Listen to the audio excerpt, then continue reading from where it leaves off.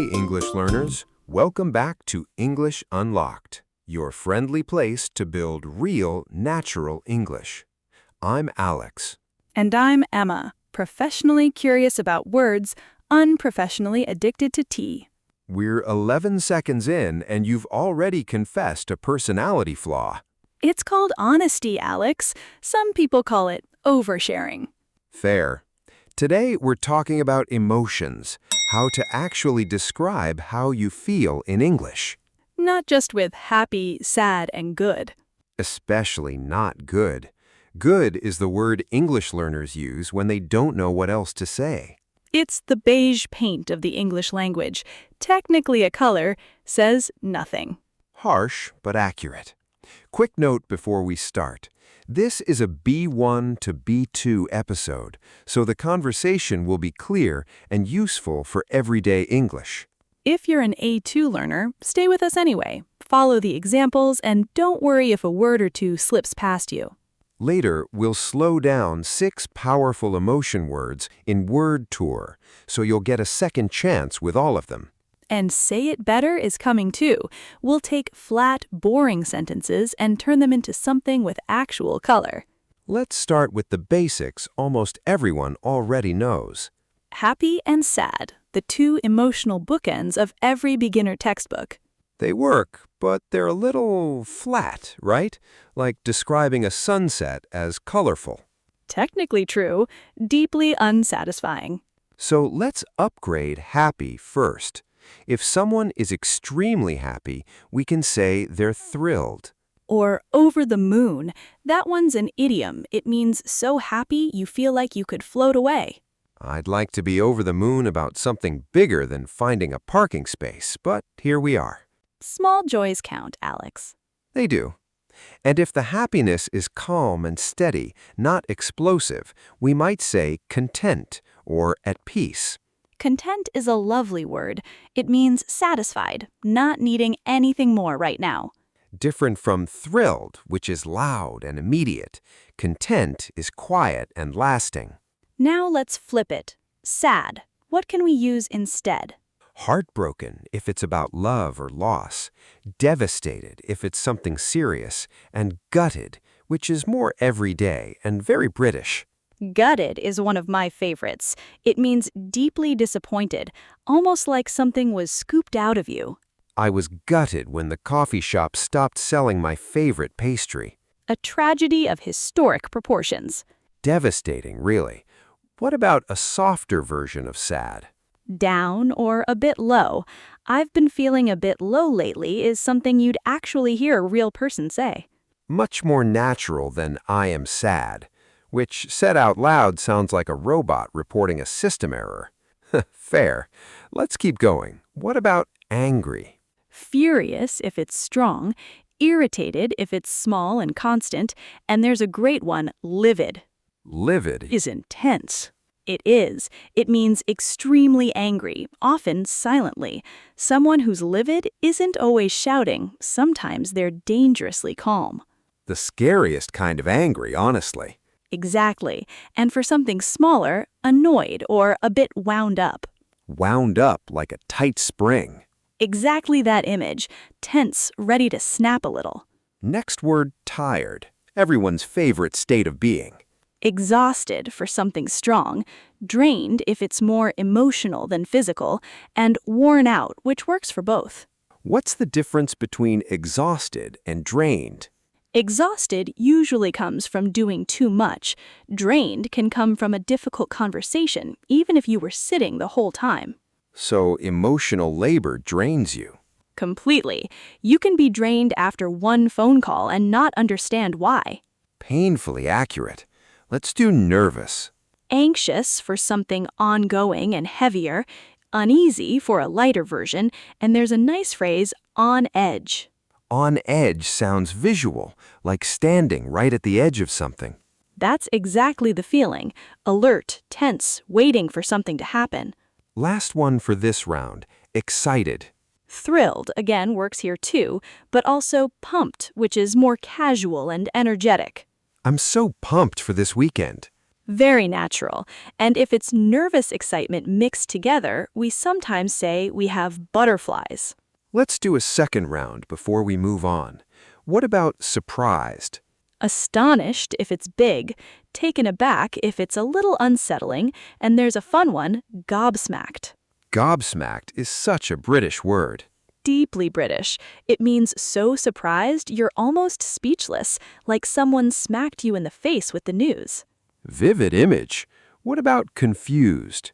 Baffled for something strong, or a lighter one, thrown off. That question really threw me off.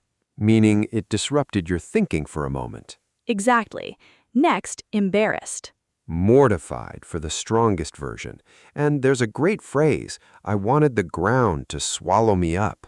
A very dramatic image for a very calming feeling. We've all wanted the ground to swallow us up at least once. Speak for yourself. Actually, no, same. Last one, proud. You could say chuffed, which is casual and British, or a stronger version, bursting with pride. Bursting makes it sound almost physical.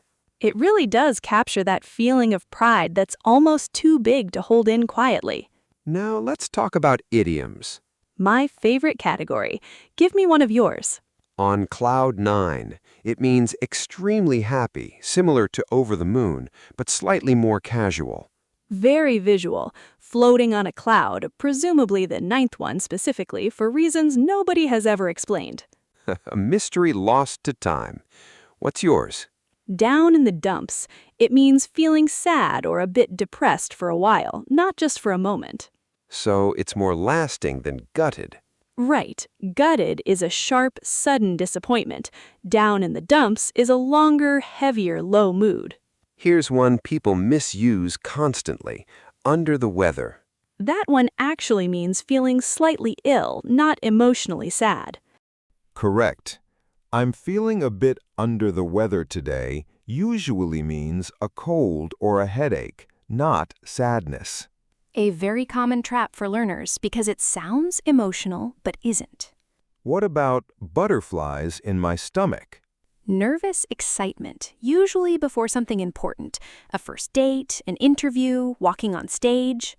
A good feeling and an uncomfortable one at the same time. Exactly. And one more, walking on eggshells. That's darker. It is.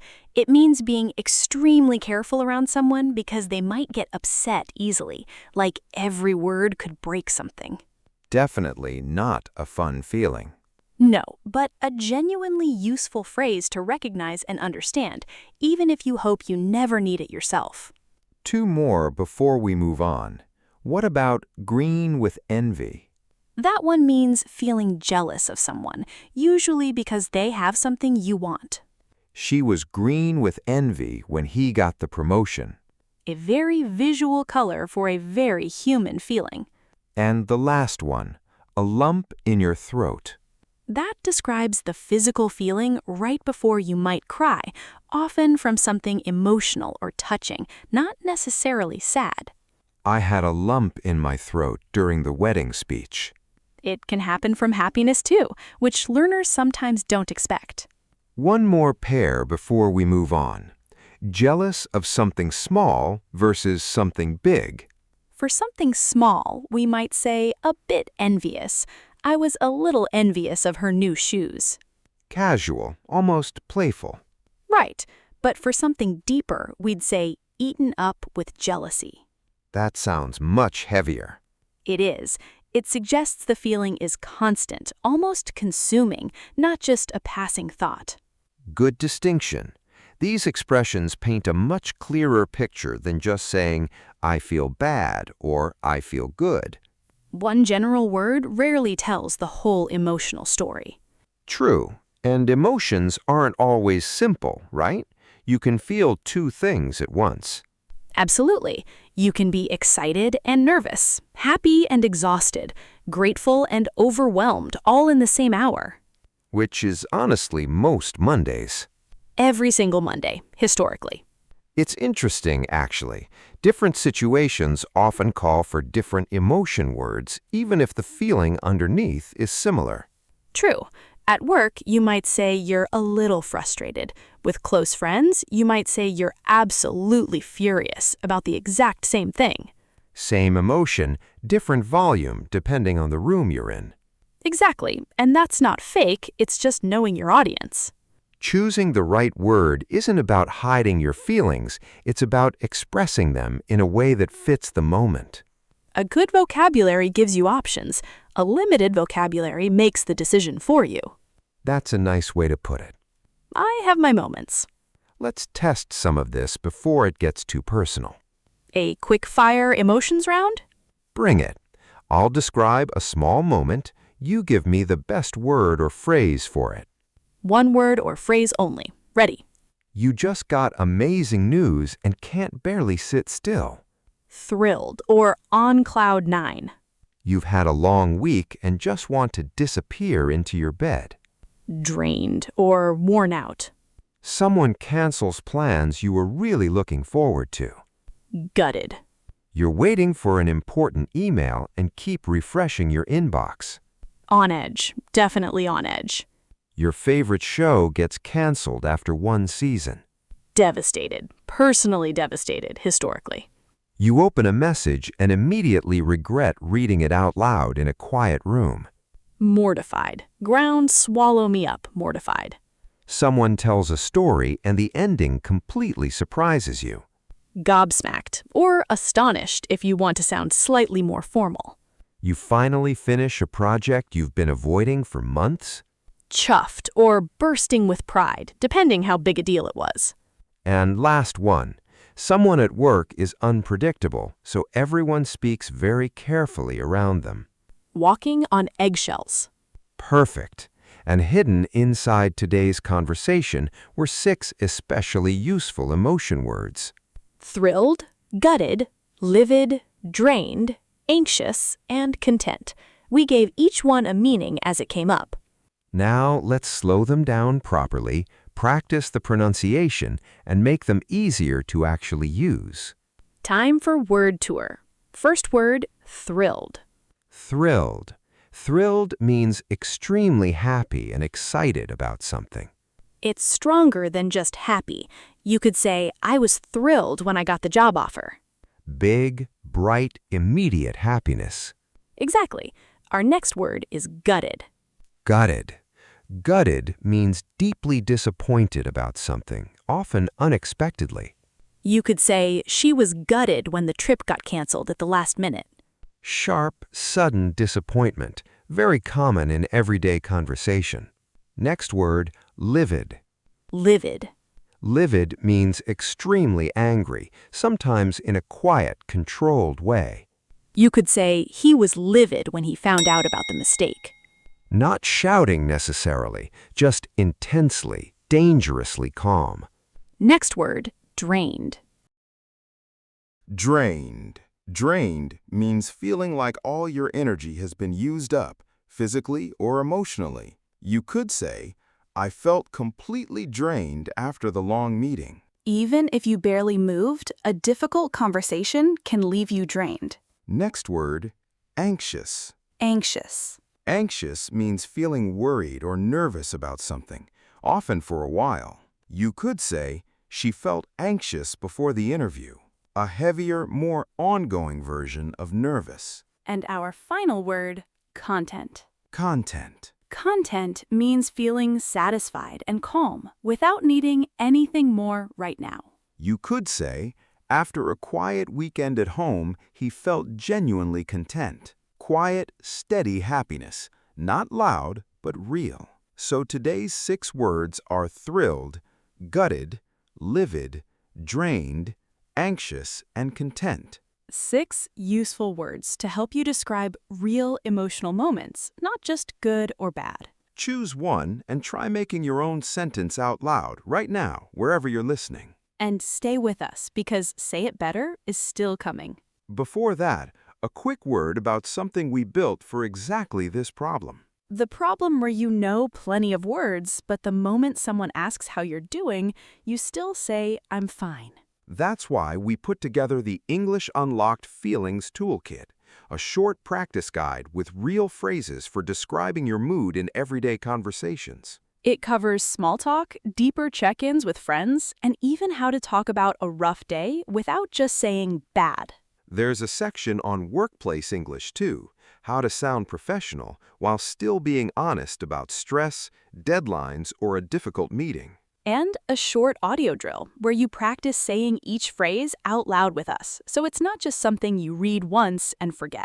It's a simple one-time download, no subscription, and it's linked for our Telegram community members. If you want more practice like this between episodes, that's where we hang out. Details are in the description. Now, as promised, let's move into Say It Better. Let's take some flat, basic emotional sentences and give them real color. First sentence, I'm happy. Technically true, emotionally beige. What could we say instead? I'm absolutely thrilled, or I'm on cloud 9. Now I actually feel your excitement instead of just being informed about it. Next sentence, I'm sad. A more natural version. I've been feeling really down lately, or I was gutted about it. Depending on whether it's ongoing or sudden. Exactly. Choose the word that matches the shape of the feeling, not just the general direction. Next sentence, I'm tired. I'm completely drained, or I'm absolutely worn out. Much more specific than tired, which could mean anything from sleepy to emotionally destroyed. Next sentence, I'm angry. I'm livid if it's serious. I'm a bit wound up if it's smaller. Same starting word, two completely different intensities. Next sentence, I'm nervous. I've got butterflies if it's excited nervousness. I'm on edge if it's tense, uncomfortable nervousness. Context changes everything here. It really does. Next sentence, I was surprised. I was completely gobsmacked, or I was taken aback, depending how formal you want to sound. Gobsmacked for telling a friend the story later. Taken aback for a slightly more polished version, maybe at work. Next sentence, that was embarrassing. I was mortified, or I wanted the ground to swallow me up. The second one is dramatic, but that's exactly the point. Embarrassment often feels dramatic in the moment. Even when looking back, it really wasn't a big deal at all. Last sentence, I'm fine. The most dishonest 3 words in the English language. Sometimes true, often not. A more honest version might be, honestly, I've had better days, or I'm okay, just a bit drained. That gives the other person something real to respond to. Fine gives them nothing. It's a conversational dead end. So maybe fine can stay in the language. It can stay, it just shouldn't be doing all the emotional work by itself. Fair enough. So, English learners, tell us in the comments, what are 3 words that describe how you're feeling today? Try to use one of today's words if you can, and add one short reason. For example, I'm content today because I finally finished something I'd been putting off for weeks. Your comment is also a little writing practice, so don't be shy. And if today's episode gave you even one new word you'll actually use this week, that's a genuine win. You don't need to remember every single word we mentioned today. One is enough to start. Say it out loud once, and it becomes a little more yours. And here's a small challenge before we go. Try using one new word in a real conversation this week, not just in your notebook. Notebook English and spoken English are different muscles. You need both, but speaking is the one people usually skip. Even a small text message counts. I'm honestly a bit drained today is more practice than it feels in the moment. True. Small, real sentences used in real life stick far better than long lists memorized the night before. So pick one word from today, just one, and use it before this time next week. Thank you for spending this time with us today. Keep noticing new words, keep speaking them out loud, and keep being honest about how you actually feel, in English and otherwise. We'll see you next episode with a brand new topic. Couldn't have said it better myself. This is Alex. And this is Emma. And you've been listening to English Unlocked. Bye for now.